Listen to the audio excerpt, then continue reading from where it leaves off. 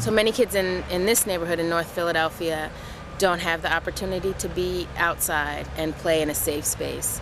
This space in particular is safe for them, and it's green and it's open, and they have an opportunity to connect with nature here in their own communities, in their own neighborhoods. Anything that's alive has to stay alive, okay? Right, we're not going to kill it. Right. Because if we see an ant that we might not like, maybe you want to step on it, not here. Because that ant is very important to this community, okay? Okay. I think something like Fair Hill is really important for children, particularly in this neighborhood, because this area has been a high crime area, and being outside to them is often not safe. And they automatically assume if they're outside, they're not safe. And what they have when they come here is a safe space where they can not only explore, but play. What do you think this is, Peter? A nut. You think it's a nut? Anybody else? Yeah. A seed. There, a seed, right? So when you blow the dandelion, all those little white things are seeds, right? A tree comes from a seed.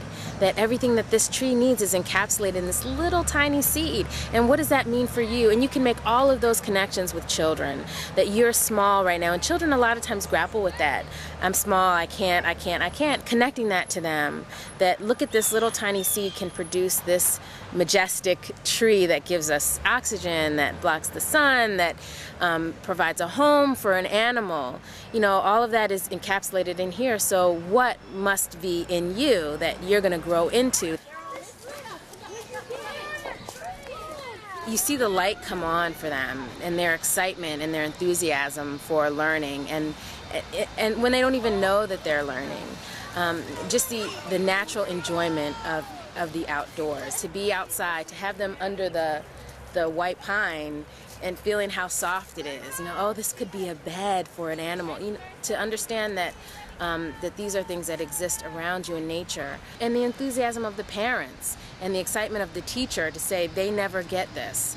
They never have this opportunity to be outside, to play, to run, to see, you know, look at the teeth marks on an acorn that a squirrel has been chewing on, to smell the ginkgo. Why does it smell stinky like that? It was amazing for me to watch the children discover where their food comes from. And, you know, when they saw strawberries and I asked them where do they usually get strawberries, and they said the store, I could see that they were making the connection that the strawberry actually comes from a plant before it goes to the store.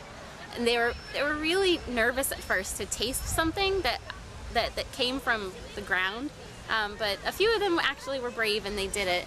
They were really excited to pick the carrots to see like what carrots actually look like, and they learned what a root is, which they might not have known that word before.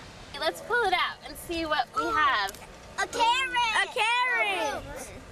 That is a carrot. It doesn't look like the carrots you eat. Could we pick one? Can we pick one? Sure. Not everybody. I had a good Oh, 2, 3. Okay, no more. All right. So you get one. That's okay. You know what we're gonna do? This is a baby one. We're gonna give these to your teacher, and maybe she can wash them off and cut them up, and you guys can eat them when you eat your lunch. Okay. I'm gonna put it in the bag. How do you guys know? Come over here. How do you guys know? So much of their lives, they're surrounded by being afraid of, you know, the man on the street or getting hurt, and so many things that are outside of their control.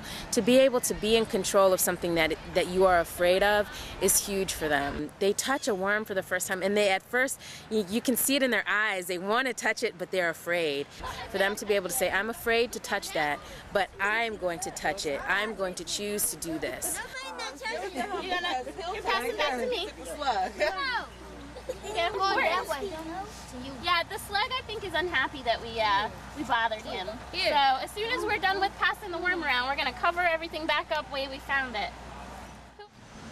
When we were walking, we had a great lull in city noise, and we could really just hear the birds chirping, and the kids noticed it, and they looked almost amazed that there were so many birds around chirping, and just, you know, discovering the fact that these birds live in the same area that they live.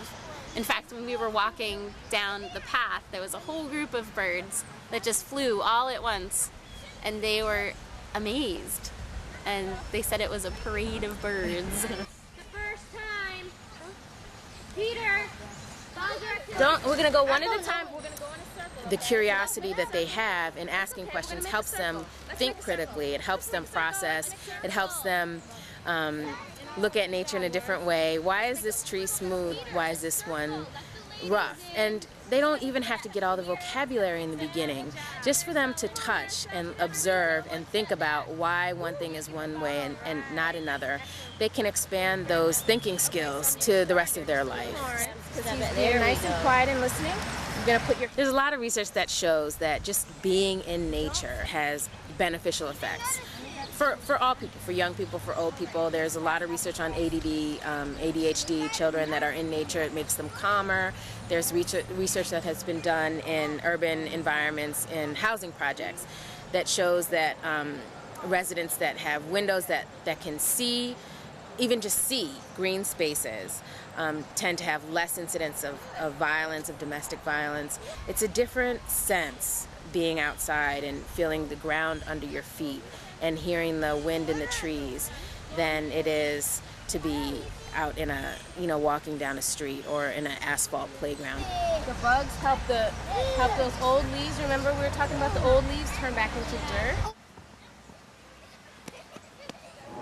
I really believe that being outside in nature and experiencing nature helps them be more connected not only to their community but the planet overall, and starts growing in them this commitment to the environment.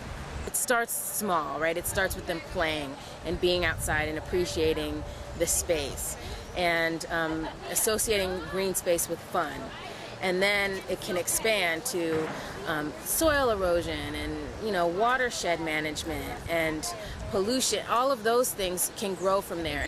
When they become attached to a space, they feel more responsible for it. So you see vandalism go down, and they accept it that this is mine too. And that sense of ownership, I think, can be broadened into the idea and the concept of stewardship as they get older. That this is mine, and so it's my responsibility, and so I want to ensure that it can be here, that these trees can be here cleaning our air and cleaning next generation's air. But you have to start small. You have to start when they're young. Thank you so much. Thank you, Kat.